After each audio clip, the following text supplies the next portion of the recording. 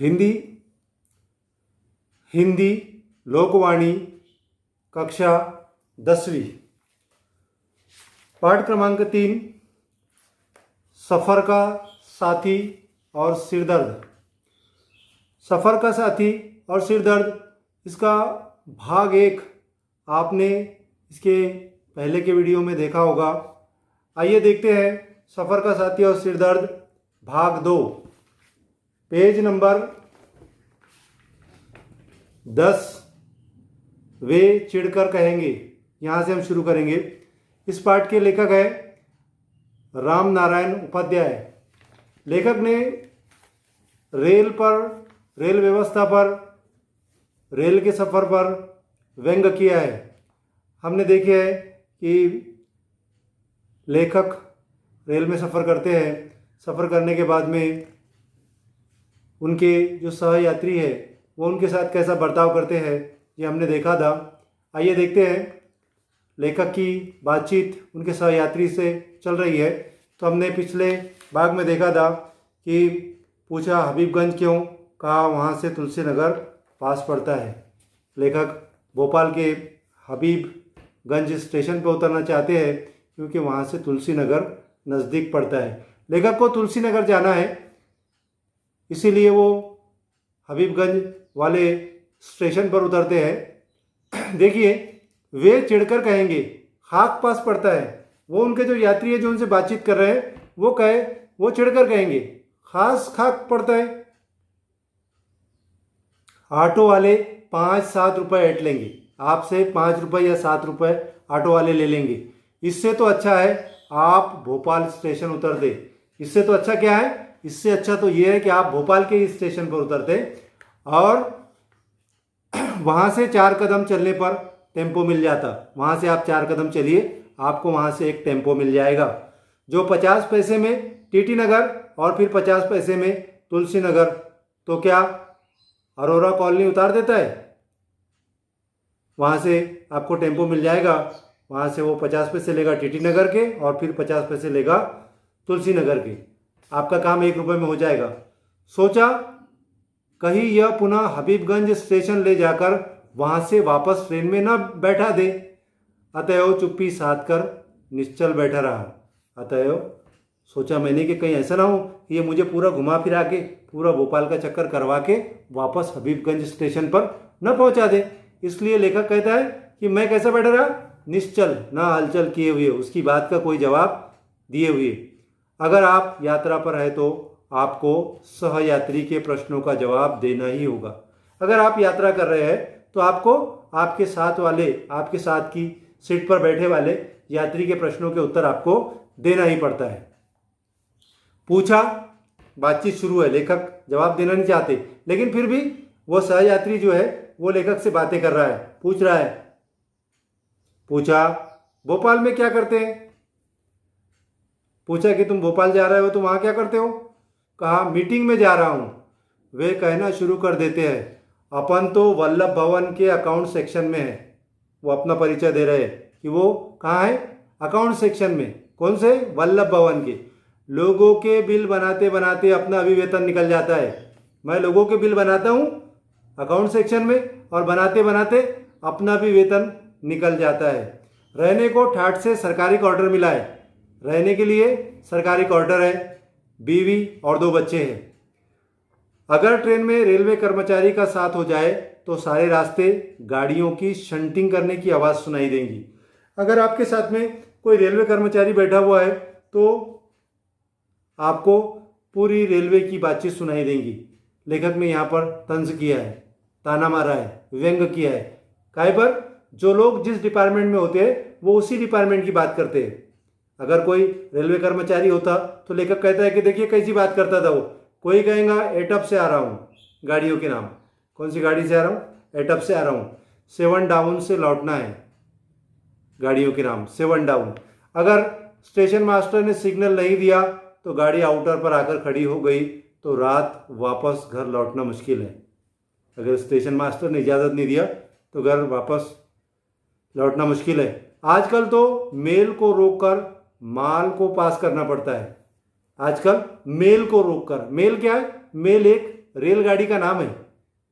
उसको रोककर, पैसेंजर गाड़ी मेल, उसको रोककर माल को पास करना पड़ता है, मतलब माल गाड़ी को जाने देना पड़ता है।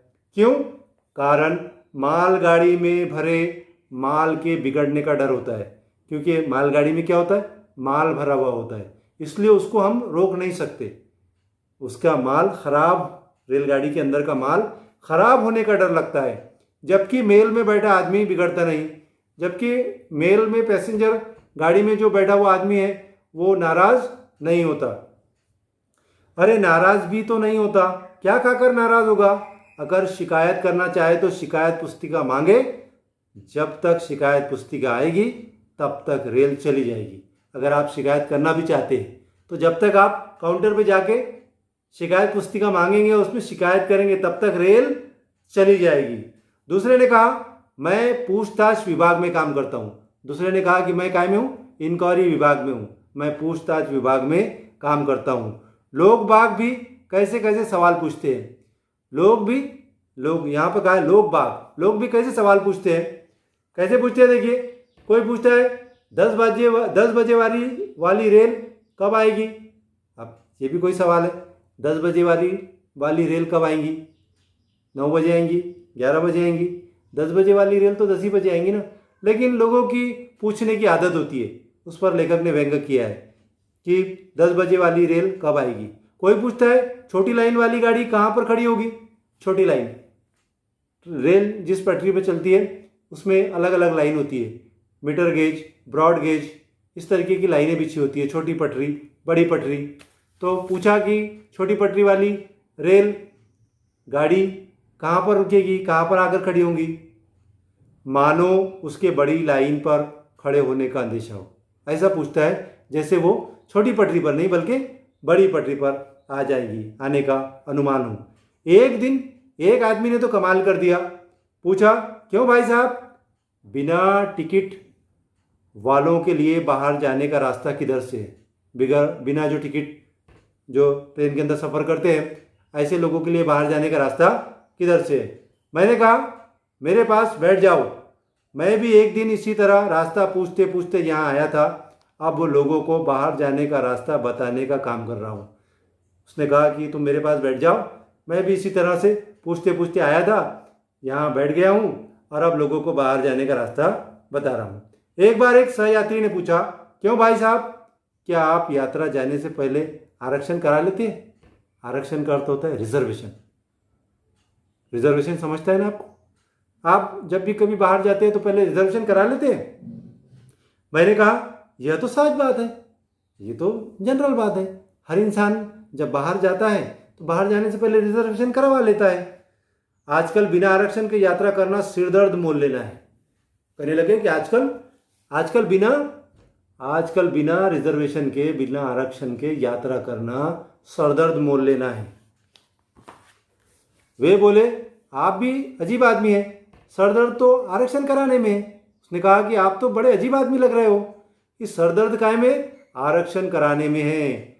हफ्तों चक्कर काटते हैं तब कहीं एक सीट मिलती है, आप शान से टिकट जेब में रखते हैं, अकड़कर डिब्बे में प्रवेश करते हैं और जब कंडक्टर यानी यहाँ पर टीसी, टिकट कलेक्टर उसको कहते हैं टीसी, और जब कंडक्टर को आरक्षण का टिकट दिखाते हैं तो वह हिकारत भरी निगाह से कहता है, हिकारत भरी निगाह से मतलब तुच्छ नजरों से देखता है, जब टिकट है तो क्या देखना, और वो कहता है कि जब टिकट है तो क्या देखना। सही बात है, टीसी आपसे पूछेगा टिकट है, लाइए बताइए टिकट। अब आपने टिकट दे दिए तो फिर क्या देखना, वो आपको देखेगा क्या? नहीं। और अगर आपके पास टिकट नहीं है तो फिर वो आपको देखेगा। तो कह रहे हैं कि नहीं होता तो देख लेता। वह दूसरे यात्री के पास जाता है और वो दूसरे यात्री के पास चला जाता है, उसके पास ना टिकट है ना आरक्षण, ना ही उसके पास रिजर्वेशन का टिकट है और ना ही उसके पास जनरल का टिकट है। दोनों में से कुछ भी नहीं है, टिकट भी नहीं है और रिजर्वेशन भी नहीं है। इशारे में कुछ बात होती है और उसे वहाँ जहाँ तक के लिए चाहता है वहाँ तक के लिए सीट मिल जाती है। इशारों में बात हो जाती है, इशारों में बात हो जाती है और वो जहाँ तक जाना चाहता है वहाँ तक के लिए उसे सीट मिल जाती है। देखा नहीं आपने? रेल के हर डिब्बे पर लिखा है। देखा नहीं आपने? रेल के हर डिब्बे पर लिखा हुआ होता है। रेल का जो डिब्बा होता है उस पर लिखा होता है क्या? भारतीय रेल जनता की संपत्ति है। भारतीय रेल जो है वो क्या है? वो जनता की संपत्ति है, जनता की जायदाद है। इसे सुरक्षित रखिए, इसे आप हिफाजत से रखिए, इसको नुकसान न पहुंचाइए। लेकिन इसके पीछे एक अलिखित इबारत भी होती है। लेकिन इसी के पीछे अलिखित मतलब लिखी हुई नहीं, ऐसी एक लाइन लिखी हुई होती है, उसे कहते हैं इबारत लिखी हुई होती है। भारतीय रेल कंडक्टर की संपत्ति है। भारतीय रेल क्या है? किसकी संपत्ति है? कंडक्टर की संपत्ति है। वो जितना चाहे उतना उससे कमाई कर सकता है। सांझ हो चली थी। सांझ, सांझ कहते हैं शाम होने को। सांझ हो चली थी, डिब्बे की बत्तियां जलने लगी थी। डिब्बे के अंदर जो लाइट होते हैं वो शुरू कर दिए थे। लोगों ने अपने अपने होल्ड बिछाने शुरू कर दिए थे। लोग जो अपने साथ में लाते हैं सोने के लिए बिछाने का, ओढ़ने का, वो सब बिछाना शुरू कर दिए थे।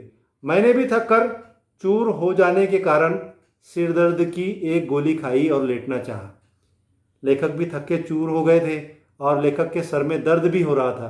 तो लेखक ने क्या चाहा? लेखक ने भी थोड़ी देर आराम करना चाहा, लेटना चाहा। सहयात्री ने देखा तो पूछा, सहयात्री उनके साथ जो बैठा हुआ यात्री था दूसरा, उसने देखा तो पूछा, क्या पूछा? क्या आपको सिर दर्द हो रहा है?